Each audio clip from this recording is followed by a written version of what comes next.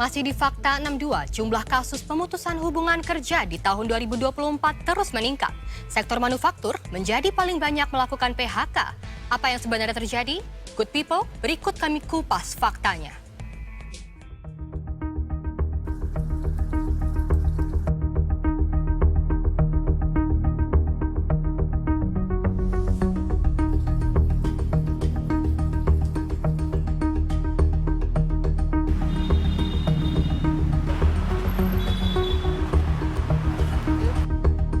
Badai pemutusan hubungan kerja atau PHK sedang melanda Indonesia.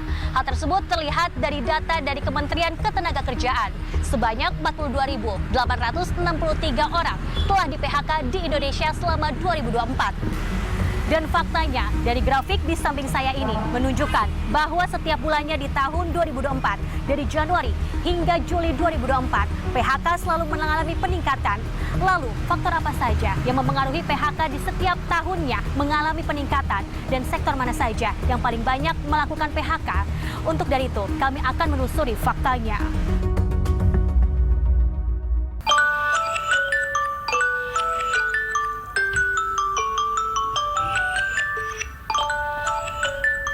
Ditelepon lagi gue. Iya pak, siap. Saya segera kesana sekarang. Duh, gimana nih? Udah nggak apa-apa, tenang aja. Lu datang dulu aja ke ruangannya.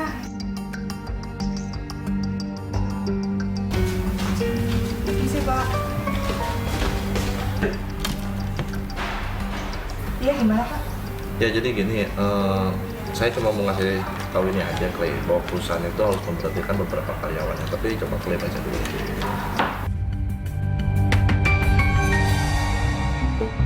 Di tengah himpitan ekonomi yang semakin mencekik, para pekerja harus menerima kenyataan badai PHK di depan mata. Pemutusan hubungan kerja banyak dilakukan oleh perusahaan untuk dapat bertahan di tengah himpitan ekonomi. Jumlah kasus PHK di tahun 2024 terus meningkat, bahkan naik 21,4% dari periode yang sama pada tahun lalu. Industri manufaktur menjadi sektor yang paling banyak melakukan PHK.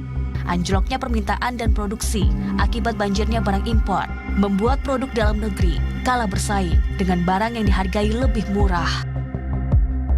Tadi kan disebutkan PHK itu kan terjadi di manufaktur. Manufaktur ini sebabnya apa? Derasnya laju impor, barang-barang impor. Ya, kita masih ingat kan impor baju bekas.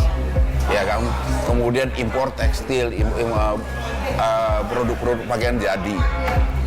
Ini produk-produk Cina yang apa yang menyebabkan produksi dalam negeri itu kehilangan pembelinya, ya kalah bersaing. Kalau dia kalah bersaing apa? Dia harus tutup, dia berhenti produksi, tutup, ya nggak mungkin dia mempertahankan pegawainya. Mereka harus lay up, harus memberhentikan pegawai-pegawainya. Demikian juga dengan startup. Regulasi-regulasi yang kurang melindungi industri dalam negeri disoroti Konfederasi Serikat Pekerja Indonesia sebagai salah satu biang masalah terjadinya banyak PHK. Produsen dalam negeri tertekan akibat longgaran masuknya barang impor. Ada yang salah dalam regulasi, bukan secara makroekonomi. Apa itu? Permendak nomor 8 tahun 2023, di mana Kementerian Perdagangan membolehkan barang-barang impor masuk, dan barang impor dari Cina terutama di sektor industri labor intensif, padat karya. Karena di tekstil, garment, ya, dan juga produk-produk padat karya lainnya yang dihasilkan oleh industri padat karya itu mengakibatkan kalah bersaing dari sisi harga dari barang impor tersebut yang membanjir. Akibatnya apa? Produksi menurun, menutup pabrik, PHK besar-besaran. Dilihat dari data Kementerian Ketenagakerjaan, tren kasus PHK selalu meningkat setiap tahunnya. Pada tahun 2022, total ada lebih dari 25.000 pekerja yang di-PHK. Jumlahnya meningkat 2,5 kali lipat. Pada tahun 2023, mencapai hampir 65.000 korban PHK. Sementara di tahun 2024, hanya dalam periode dari Januari hingga Juli saja, sudah hampir 43.000 pegawai yang kena PHK. Dan jumlah tersebut masih akan bertambah. Jika dilihat dari wilayah, Jakarta menjadi daerah kedua setelah Jawa Tengah yang paling banyak melakukan pemutusan hubungan kerja di tahun 2024. Terdata hampir 14.000 orang telah di PHK di Jawa Tengah, sementara di Jakarta sekitar 7.500 orang. Kenyataan ini diakui Menteri Tenaga Kerja Ida Fauzia. Solusi yang ditawarkan pun seperti belum konkret, hanya membuat bursa kerja. Nyatanya, pakar ekonomi Universitas Indonesia menyatakan, memang keadaan perekonomian Indonesia sedang tidak baik-baik saja. Oke, kondisi perekonomian memang tidak sedang baik-baik saja, ya. Jadi hal itu ditunjukkan dalam banyak indikator, ya. Termasuk pertumbuhan ekonomi kita yang walaupun menunjukkan masih di atas 5%, tapi kan menunjukkan tren perlambatan. Ya, berarti ada something wrong. Nah, yang paling besar yang terlihat itu adalah di yang sekarang lagi rame nih, ya, jumlah kelompok menengah yang menurun. Artinya ini ada sesuatu, ya, dan penurunan jumlah kelompok menengah ini sangat erat kaitannya dengan PHK. Karena PHK artinya kan mereka kehilangan pekerjaan. Kalau mereka kehilangan pekerjaan artinya mereka kehilangan income. Dan kemudian berujung kepada kalau mereka kehilangan income atau berkurang income, karena kan biasanya PHK itu kan nggak kemudian diem aja. Nah, PHK biasanya mereka akan mencari pengganti. Nah, pekerjaan pengganti ini biasanya itu larinya ke sektor informal, jadi ojol, ya, dagang di lapak, Shopee dan sebagainya. Nah, ini pasti akan berdampak kepada penerimaan. Aldino menjadi salah satu korban PHK. Di usianya yang masih produktif, 30 tahun, ia harus menerima pahitnya diputus kerja sepihak oleh perusahaan tempatnya bekerja selama 3 tahun.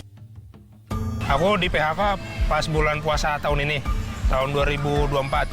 Bulan April kemarin terakhir, aku di PHK itu karena minta hak aku, kewajiban. Gaji aku kan, karena gaji itu yang sebelumnya telat seminggu.